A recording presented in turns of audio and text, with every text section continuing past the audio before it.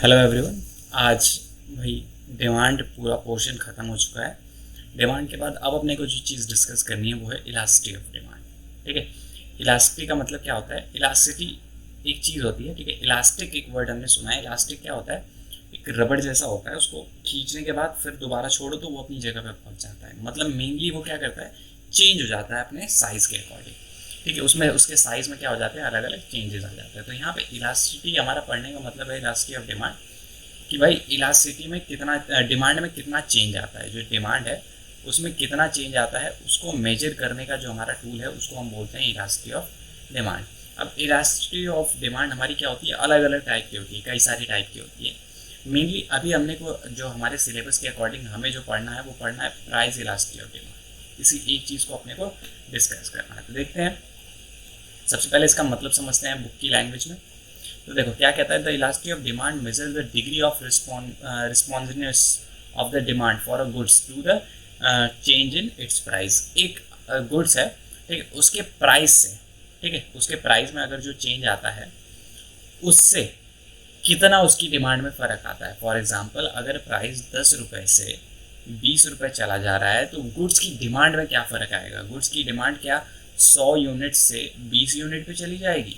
ये चीज़ मेज़र करने का जो हमारा टूल है उसको हम बोलते हैं प्राइस इलास्टिसिटी ऑफ डिमांड। अभी हम बात कर रहे हैं प्राइस इलास्टिसिटी ऑफ डिमांड की। इसी तरह से कई सारी इलास्टिसिटी ऑफ डिमांड होती है, जैसे इनकम इलास्टिसिटी ऑफ डिमांड होती है। तो वो सब हमारे सिलेबस में नहीं है तो उनको हम डिस्कस नहीं करेंगे। अभी हम क्या करेंगे, प्राइस इलास्टिसिटी ऑफ डिमांड को डिस्कस करेंगे। तो जो हमारा ईडी का फॉर्मूला है प्राइस इलास्टिसिटी ऑफ डिमांड को हम क्या करते हैं, ईडी से डिनोट करते हैं, इलास्टिसिटी ऑफ डिमांड। तो ईडी का जो हमारा फॉर्मूला है वो क्या है, परसेंटेज चेंज इन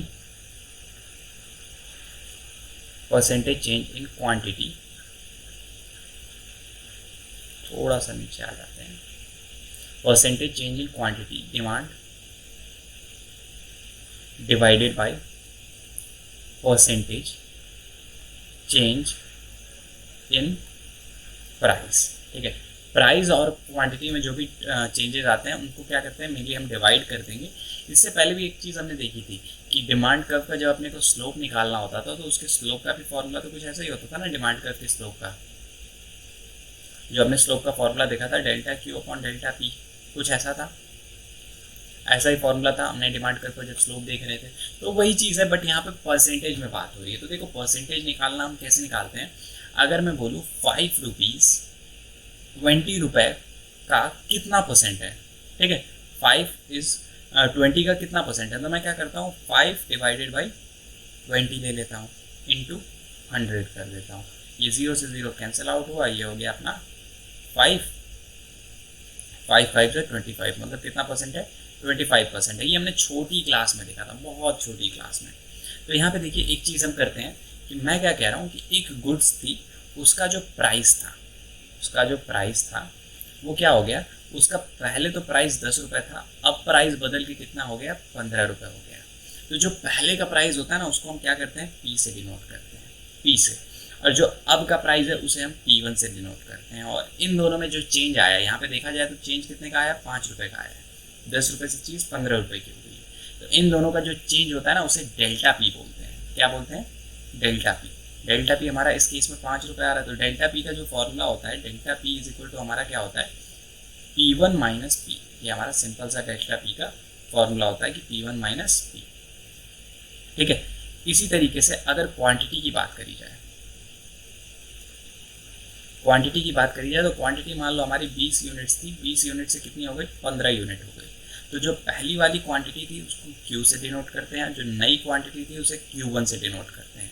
और इन दोनों के बीच में जो डिफरेंस आ रहा है, देखो कितने का आ रहा है, -5 का आ रहा है। तो इस चीज़ को हम बोलेंगे delta Q। Delta Q is equal to अपना -5 आ रहा है। तो फॉर्मूला देखो जो डेल्टा Q निकालने का होता है वो होता है Q1 माइनस Q।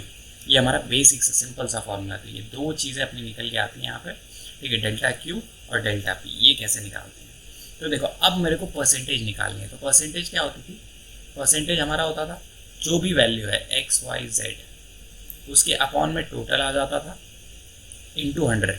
अभी थोड़ी देर पहले ही मैंने परसेंटेज निकालना यहाँ पे बताया है, ये जो कि हम 7th 8th से करते आ रहे हैं। तो देखो यहाँ पे मुझे परसेंटेज निकालना है कि भैया कितने परसेंट का चेंज आया है। यहाँ पे 10 रुपये प्राइस था, प्राइस अब क्या हो गया 15 रुपये हो गया, मतलब चेंज 5 रुपये का आया है। किस पे आया है?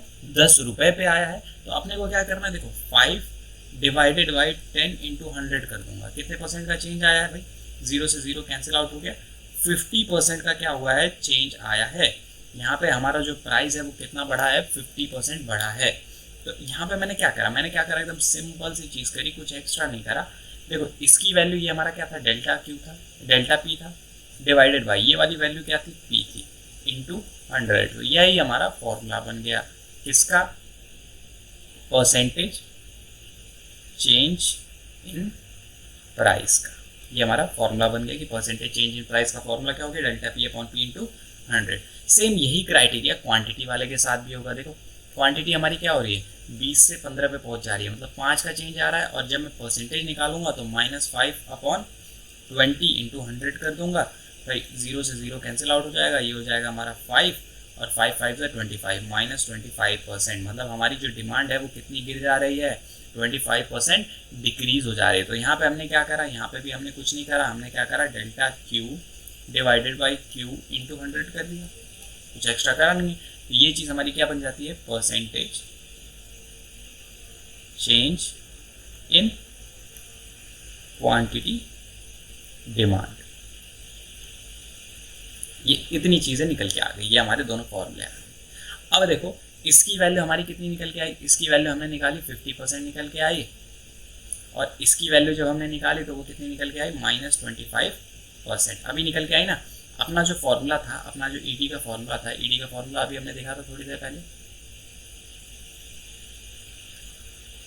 ईडी का जो हमारा फॉर्मूला था ये था, ठीक है। तो यहाँ पे अगर मैं पुट करता हूँ इसकी वैल्यू, तो देखो percentage change in quantity demand हमारा कितना आया?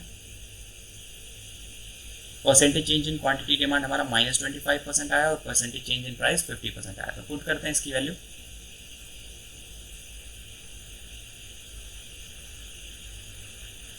यहाँ पे पुट करते हैं तो ये आया हमारा -25% डिवाइडेड बाई 50%। देखो परसेंट से परसेंट कैंसिल आउट हो गया, ये क्या हो गया? -1/2 आंसर आ गया। अब देखो जो माइनस साइन है ना हमारा क्या डिनोट करता है? इनके बीच में इन्वर्स रिलेशन शो करता है। अब हमने लॉ ऑफ डिमांड में भैया पढ़ा ही है कि इन्वर्स रिलेशन क्या होता है। एक बढ़ेगा तो दूसरा घटेगा, दूसरा बढ़ेगा तो दूसरा घटेगा, ठीक है। एक बढ़ने पे दूसरा घटेगा, और दूसरा जब घटेगा तो एक बढ़ेगा। ये चीज़ हमारी इन्वर्स रिलेशन है। तो इस माइनस साइन को आप दिखाओ या ना दिखाओ, ये आपकी चॉइस है। तो ये हमारा क्या था? देखो फर्स्ट मेथड था, फर्स्ट तरीका था अपना इलास्टिसिटी ऑफ डिमांड निकालने का। आगे चलते हैं। नेक्स्ट तरीका जो है हमारा वो क्या है? प्रोपोर्शनेट मेथड है। ये हमारा परसेंटेज मेथड था। क्या करना है? ये दो वैल्यूज़ निकालनी है। पहले निकालनी है परसेंटेज चेंज इन प्राइस, और दूसरा निकालना है percentage change in quantity demand, और दोनों को हमारे जो बेसिक फॉर्मूला है इलास्टिसिटी ऑफ डिमांड में उसमें पुट कर देना है। सिंपल सा तरीका है। अब इसके बाद जो नेक्स्ट तरीका हमारा निकल के आता है वो क्या है हमारा? भाई हमारा फॉर्मूला ये था कि ईडी का जो फॉर्मूला था वो हमारा था परसेंटेज चेंज को हम डेल्टा साइन से भी डिनोट करते हैं। तो मैं यहाँ पर लिख देता हूँ थोड़ा सा शॉर्ट करने के लिए कि percentage change in quantity demand divided by percentage change in price. ये ले लिया मैंने, ठीक है। अब देखो इसका फॉर्मूला अपने को पता था। इसका फॉर्मूला क्या था? Delta Q upon Q into 100 था, डिवाइडेड बाई इसका फॉर्मूला अपना क्या था? Delta P upon P into 100 था। देखो 0 से 0 कैंसिल आउट हो गया, और देखो ये क्या हो जाता है? रेसिप्रोकल हो जाता है, एक दूसरे का उल्टा हो जाता है। तो ये क्या हो जाएगा? Delta Q upon delta P into P by Q. ये हमारा ईडी का दूसरा फॉर्मूला हो जाएगा, जिसे प्रोपोर्शनेट मेथड बोलते हैं। इलास्टिसिटी ऑफ डिमांड का ये दूसरा फॉर्मूला हो जाएगा। अब देखो ऊपर जो हमने एग्जाम्पल लिया था, छोटा सा एग्जाम्पल था जो हमारा, क्या था हमारा एग्जाम्पल? देखो कि जो प्राइस है हमारा वो 10 से 15 पे पहुंच जा रहा है, और जो क्वांटिटी है वो हमारी 20 से 15 पे आ जा रही है। जो प्राइस है पी वो क्या हो रहा है? 10 से 15 पे चला जा रहा है, और जो क्वांटिटी है वो हमारी 20 से 15 पे चली जा रही है। तो देखो यहाँ पे सबसे पहले देखो अपने को Q दिया हुआ है। Q कितना है? 20 है। Q1 दिया हुआ है। Q1 अपना कितना है? 15 है। P दिया हुआ है। P अपना है 10, और P1 जो है हमारा, P1 क्या है? 15। तो सबसे पहले हम क्या करेंगे, डेल्टा पी निकालेंगे। डेल्टा पी हमारा क्या होता है, P1 माइनस पी। पुट करते हैं वैल्यू, पुट करेंगे वैल्यू तो देखो क्या हो जाएगा, 15 माइनस 10। दोनों की वैल्यू पुट करी मैंने, 15 माइनस 10, तो हमारा जो डेल्टा पी निकल के आया, delta P is equal to हमारा हो गया 5। देन सेम वही क्राइटेरिया डेल्टा क्यू के साथ होगा, Q1 माइनस क्यू, ठीक है। और Q1 की वैल्यू हमारी थी माइनस ये 15 थी, माइनस 20, तो इसको जब सॉल्व करेंगे तो डेल्टा क्यू की जो हमारी वैल्यू निकल के आई माइनस 5 निकल के आई। सारी चीज़ें हैं अपने पास, जस्ट इस फॉर्मूले में पुट करते हैं। तो ईडी वाले जब फॉर्मूले में पुट करेंगे, ईडी वाले में, तो डेल्टा क्यू अपना क्या निकल के आया, -5 निकल के आया है। डेल्टा पी क्या निकल के आया, 5 निकल के आया है, इंटू पी अपना कितना था, पी अपना था जो 10 था, डिवाइडेड बाई क्यू अपना कितना था, क्यू अपना था 20। देखो ये तो इससे कैंसिल आउट हो गया, ये 1 0 से 1 0 कैंसिल आउट हो गया, आंसर जो आया -1/2 आया। ठीक है, इससे पहले भी तो यही चीज़ आई थी। देखो जब हमने परसेंटेज मेथड यूज़ करा था, देन भी तो अपने को यही चीज़ रिजल्ट मिला था। देखो -1/2, तो मतलब ये भी मेथड अपना सही है इलास्टिक निकालने का। तो ये अपने दो मेथड थे सिंपल से, ये दोनों मेथड हमने डिस्कस कर लिए हैं कि प्राइस इलास्टिक ऑफ डिमांड निकालने का ये मेथड है, इसको आप नोट डाउन कर लीजिएगा। ठीक है, उसके बाद भी हमारे कई सारे मेथड होते हैं, उनके बारे में हम बाद में बात करेंगे। देखो ये वाला मेथड था, हमने ये चीज़ डिस्कस कर लिया। आगे देखो नेक्स्ट एक ये मेथड है, इनके ग्राफ हम देखेंगे नेक्स्ट वीडियो में देखेंगे। ठीक है, अभी बस इतने पे ही हम क्या कर देते हैं, रुक जाते हैं।